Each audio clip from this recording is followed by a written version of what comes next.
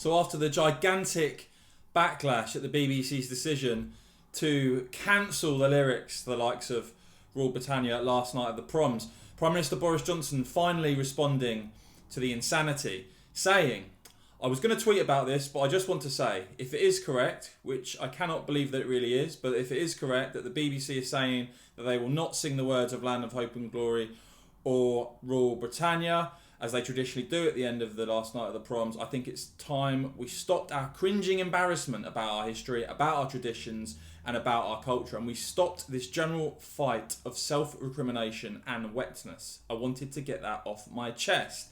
Now, the Spectators' James Forsyth saying that Boris Johnson's approach to the culture war is to wait for the other side to overreach. Talk of taking down Churchill's statue, no singing of Rule Britannia at the proms, then pile in. But Patrick O'Flynn going back on that point and saying, trouble is, the other side has been overreaching for years and making a land grab after land grab as a result.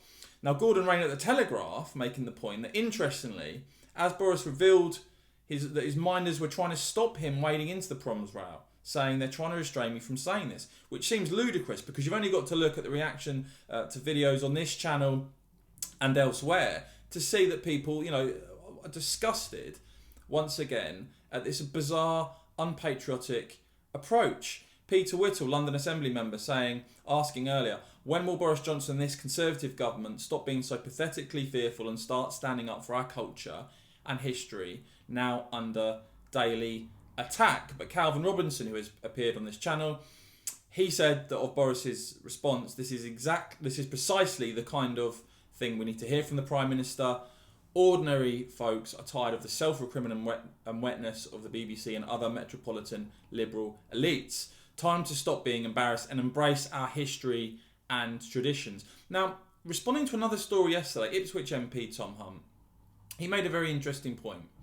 And it's a point that I do ponder and wonder if the penny now is starting to drop with Conservative MPs.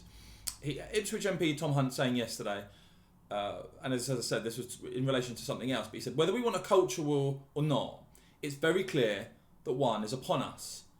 We can put our fingers in our ears and pretend it's not happening, or we can do something about it. The fact is that Boris Johnson and the Conservatives are not powerless here. They have a chunky majority. They had millions and millions and millions of people go out and vote for them. They had the Brexit Party stand aside to give them that electoral advantage and the chance to get that Brexit majority. But I think people now, whether it's on the appalling behaviour of the BBC or illegal migration or whatever, are starting to say, well, look, Boris, we gave you that majority and we want to see you standing up against this lunacy. So I want to know from you guys, what do you think to that response from Boris Johnson, our Prime Minister? What do you want to see the Conservative government do in terms of the BBC, in terms of the culture war? What do you want to see PM Boris Johnson do? Because talk is fine, words are fine, action is what matters.